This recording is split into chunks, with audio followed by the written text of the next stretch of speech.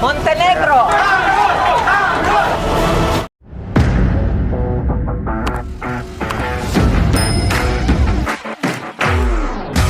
Dumating ang kampo ni Tanggol at ng mga gerero sa harap ng mga tao.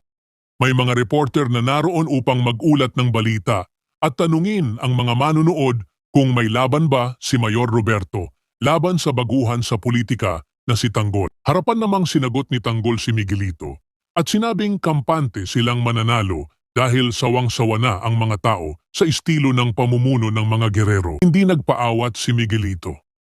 Sa mayabang na tono, sinabi niya kay Olivia na walang kwenta ang kanilang mga makakalaban. Tinawag pa niyang bunch of nobody, sina Tanggol at ang grupo nito. Sumagot si Tanggol ng buong tapang at hindi nagpatinag.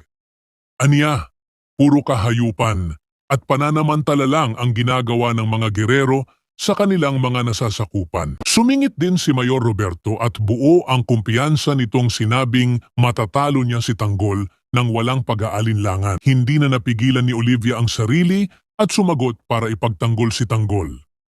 Sinabi niyang ang tunay na kalaban ni Mayor Roberto ay isang taong may malasakit sa tao, si Tanggol, ang lalaking nagbuwis ng buhay para mailigtas ang mga tao sa sunog.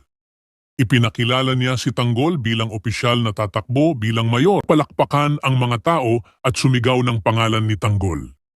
Makikita sa mukha ng pamilya Guerrero ang gulat at pagkabahala, kaya't agad nilang nilisan ang lugar. Sa pagtatapos ng eksenang ito, lalong naging matindi ang banggaan ng dalawang kampo, ang makapangyarihang pamilya Guerrero at ang bagong pag-asang si Tanggol.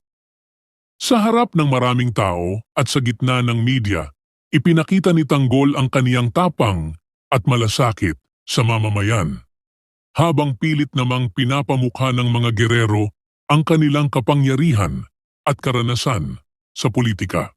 Ngunit sa halip na umatras, buong tapang na hinarap ni Tanggol ang kanilang mga paninira.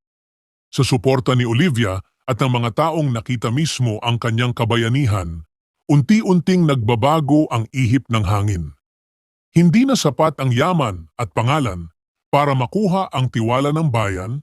Ang kailangan ay tunay na leader na may puso at malasakit. Ang palakpakan at sigawan ng mga tao ay patunay na may pag-asa sa pagbabago. Ngunit sa likod ng suporta at saya, asahan pa rin natin na hindi titigil ang kampo ng mga gerero sa kanilang mga plano.